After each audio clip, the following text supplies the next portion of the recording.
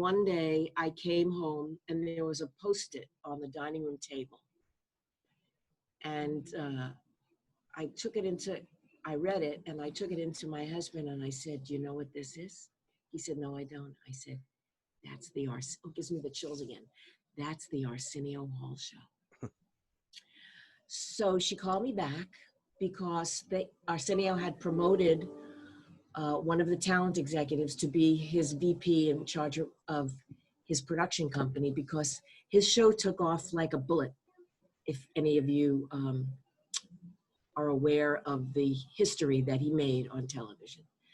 And so I went and had another interview.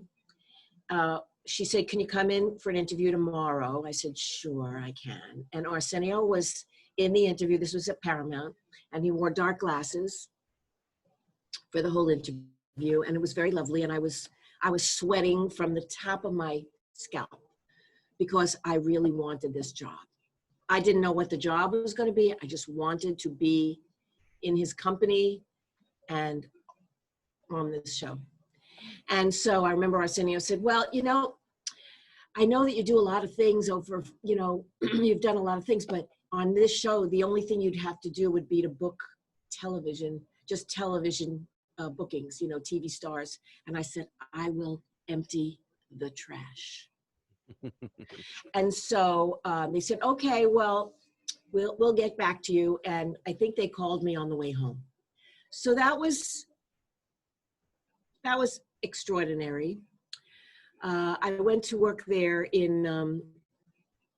January of 1990, which was the beginning of the second season. And what I most remember about being there was that when I went to the side of the stage, all of the suits, all of the corporate executives from Paramount, everybody was smiling all the time, smiling, because it was such a monstrous, extraordinary experience for every single person, from Reggie, Arsenio's security guard, to the bartender in our green room. We had a green room that nobody else had. Johnny Carson show, very lovely, big hit. I myself performed on that show. That's a whole other story. He had bags of potato chips and soda in the green room. We had a full dinner every night with liquor. And that was the way Arsenio wanted it. He wanted it to be a party from the moment people got there until the moment they left. And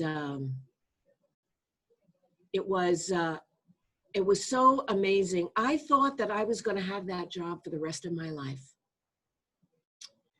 And we had some extraordinary times. I am the person who booked Bill Clinton to play the saxophone, which comes up every time.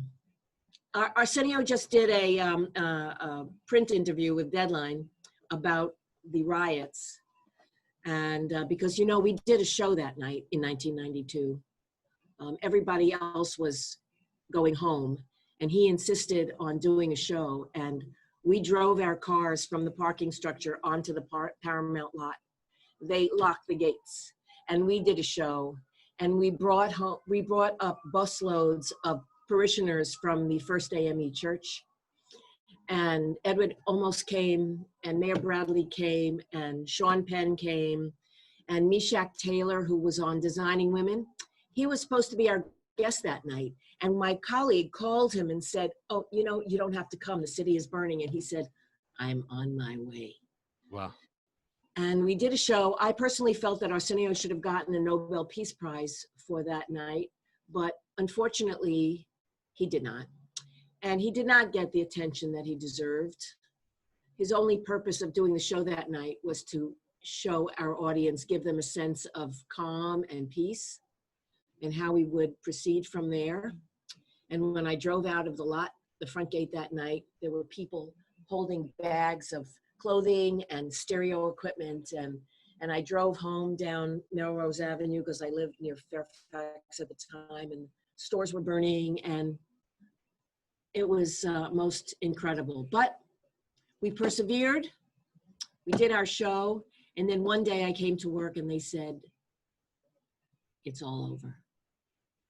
It's all over." So that was very sad. And it's because young people who were mostly our audience are very fickle, and they didn't stick with him, and they found somebody else to enjoy. And I have a question looking back on that. As a Yeah. talent booker, Yes. what did your job look like on any given day?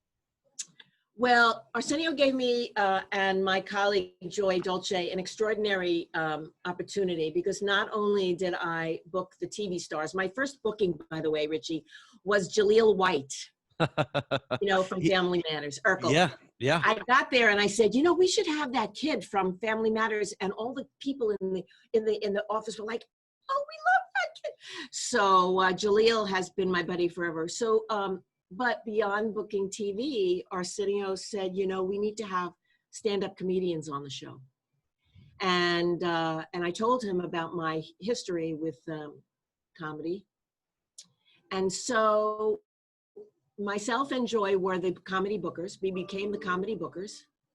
We used to go down to, we went everywhere to scout comedy. We went to the Improv, and we went to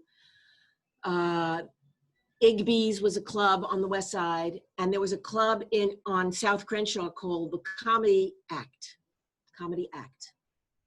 And there we found some people that you may have heard of. They were Martin Lawrence and Bernie Mac and Steve Harvey, and all these extraordinary young comedians in a Black community. And there was myself, a nice Jewish girl from the Bronx, and Joy Dolce, a nice Roman Catholic girl from Long Island. And you know what? They used to call us the comedy mommies.